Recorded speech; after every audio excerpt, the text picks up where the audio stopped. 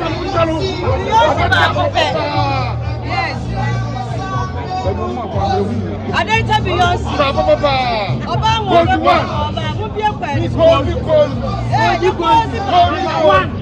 don't tell you yours.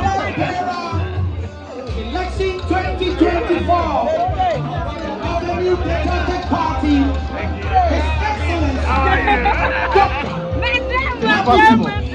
Bawumia. They call him Mr. Dictator. The only vice president to have an accolade to his name. If you find him as just possible, you are not far from right. His Excellency Dr. Bawumia has joined us.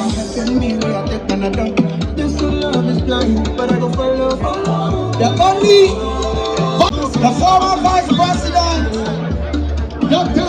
Bawumia, exchanging pleasantries with the dignitaries here present.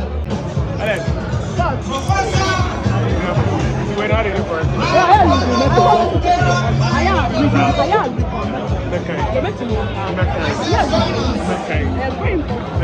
And yes, I also will be missing out on certain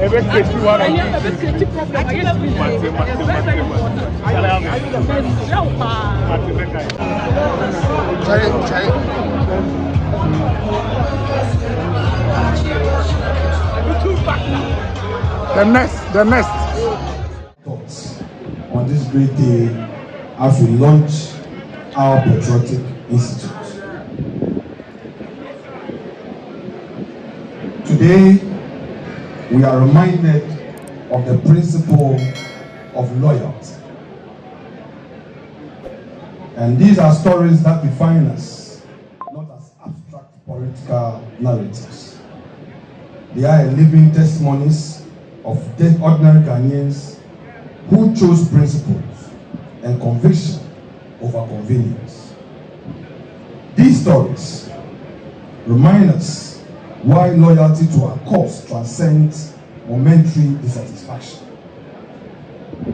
And let me tell you about the true costs of the principles we claim to cherish. And let me make it personal, because these principles were forged in the furnace of our own family suffering. First was my mother, a dedicated pupil teacher.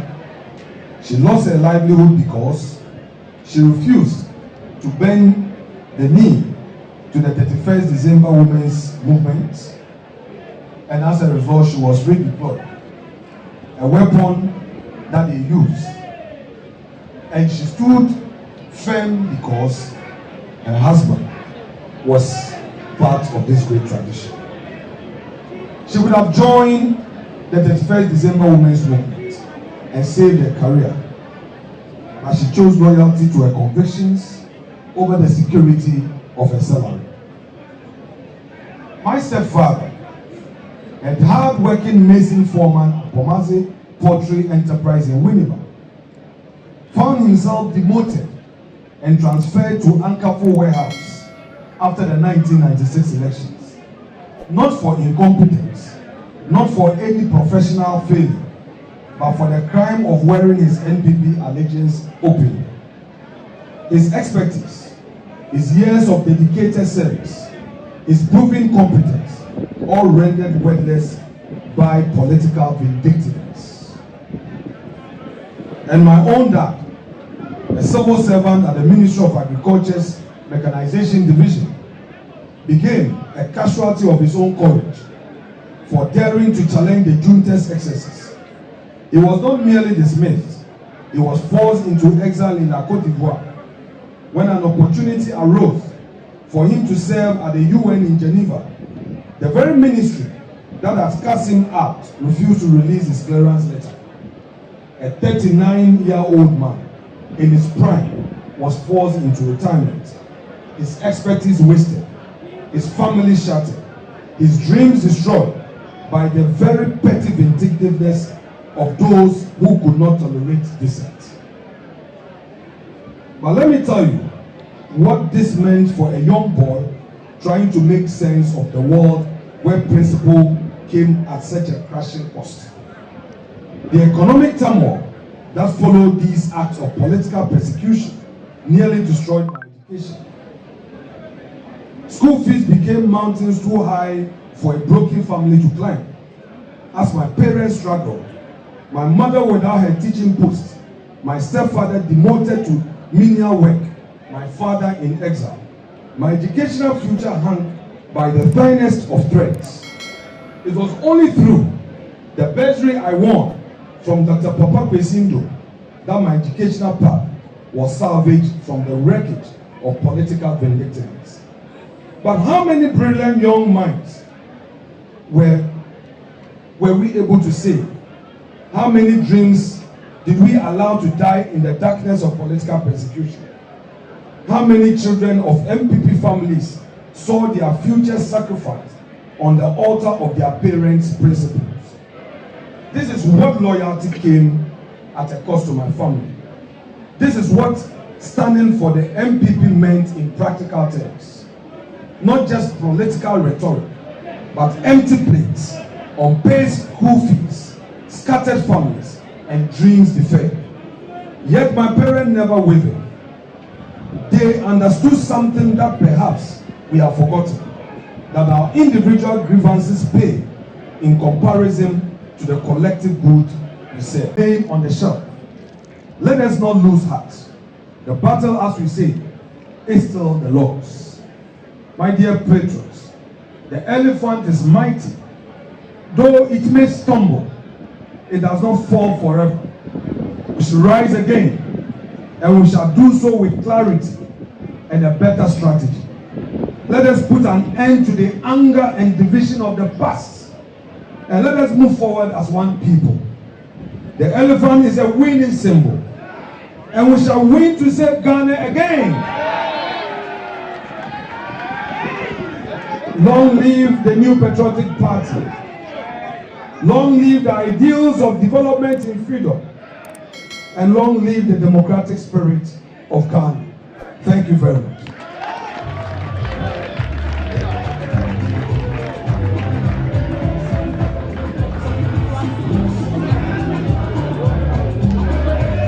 Thank you very much.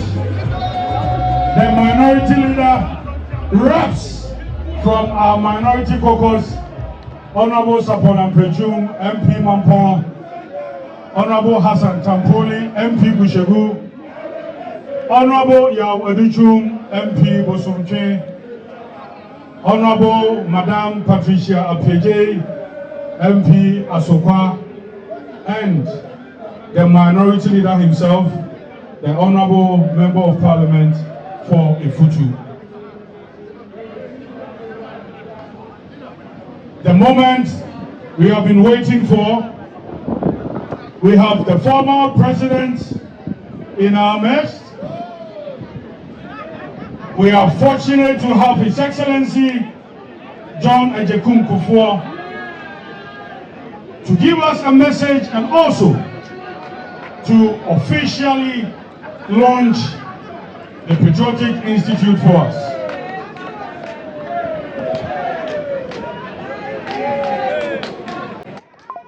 Mr. DJ, are you forgetting your duty?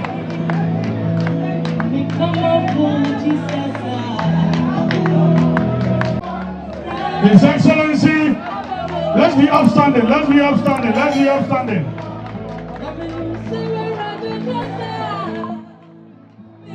The former President of the Republic, His Excellency John Ejekum Kufuor, to give us a message and also to officially launch the Patriotic Institute for us.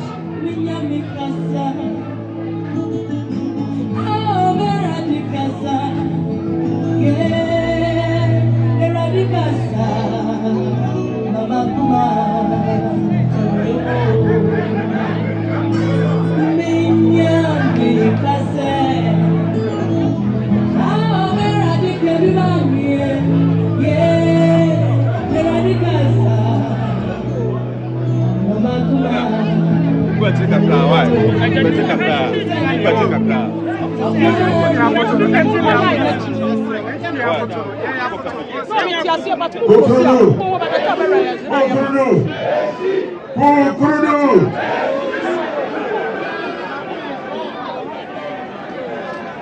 you. I want to thank the organizers of this event and the current leadership of the party that decided to set up this institute.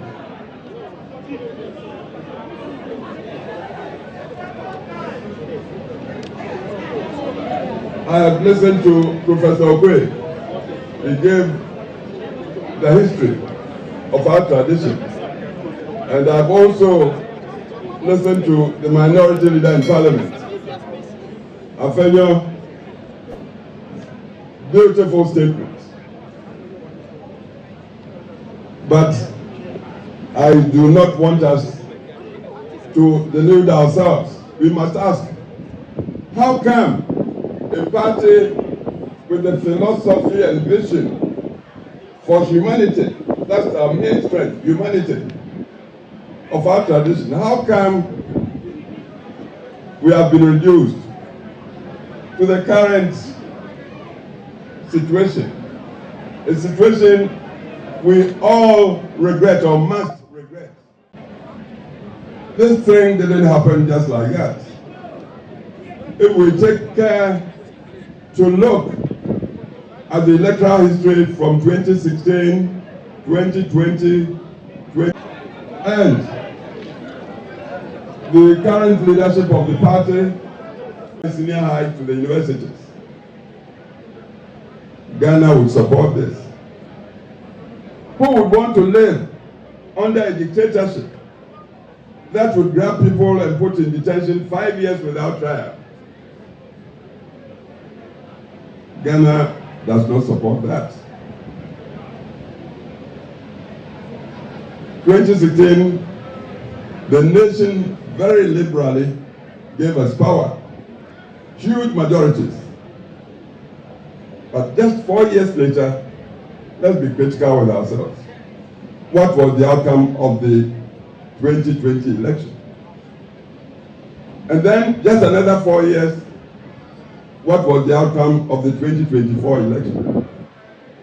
I believe we must be stopped in our tracks to tell the truth to ourselves.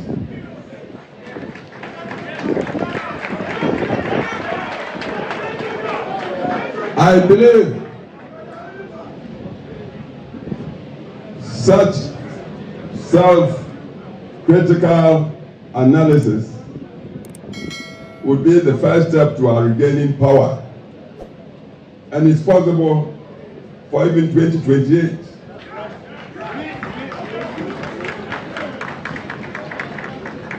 Professor Okwe, in telling us, narrating the history, talked of how Professor Bawumia in his time was just one-man opposition to the very powerful, highly organized our first Prime Minister, first President, Kwame Nkrumah's party in Parliament. Then they started off as Legislative Assembly. Just one man. It was his performance, one man against the heavy odds, that convinced the Northern People's Party under Chief Dombo to go and say, you, be our leader in this house. That's how Bawumia became the leader of the tradition. It wasn't just the knowledge Bawumia had. He had degrees, yes. PhD, first Ghanaian professor in Legon, in sociology, everything. But it wasn't just the knowledge. Nor was it just the, say, dislike of President Nkrumah or Prime Minister Nkrumah in those times. No. President Nkrumah was talking ideologies that were not founded in our culture.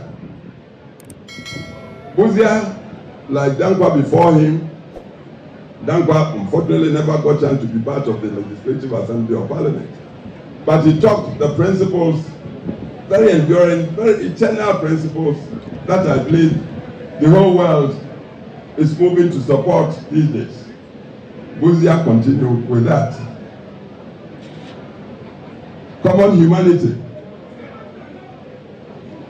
from which commitment to democratic rule, recognizing the sovereignty of the human individual came, and from which accountable governance.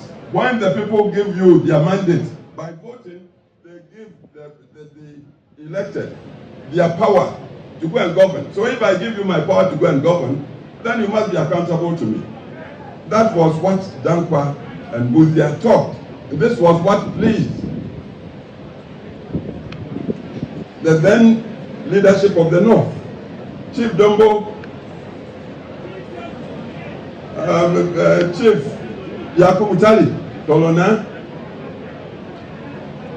Jato Kaleo, Abai Fakabo. Fortunately, as I sit here, I worked with all these men. I was in my 20s when I joined them. The only one I didn't have the benefit, privilege to work with was David Dankwa himself. Because I came back to Ghana as a young lawyer, 1965 January. The very next month, February 65, Dr. Dankwa died in prison, detention prison. I had prison detention in Sawam, apparently died on the floor. He hadn't been accused. He hadn't been found guilty. But the man persisted till his dying breath that it was humanity he would support. That's why he taught democracy. It is a matter of 2024. And if we are sincere with ourselves, we would know that the electorate of Ghana has matured. Nobody can deceive it. I assure you, I believe this electorate, the Ghanaian electorate, I'm not talking of party electorates,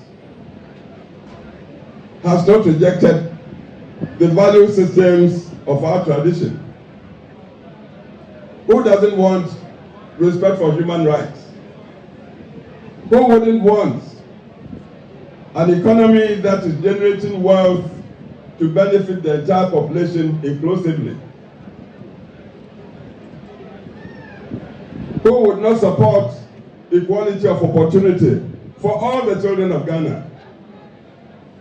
All the children, from kindergarten through junior high, senior high to the universities. Ghana would support this. Who would want to live under a dictatorship that would grab people and put in detention 5 years without trial? Ghana does not support that.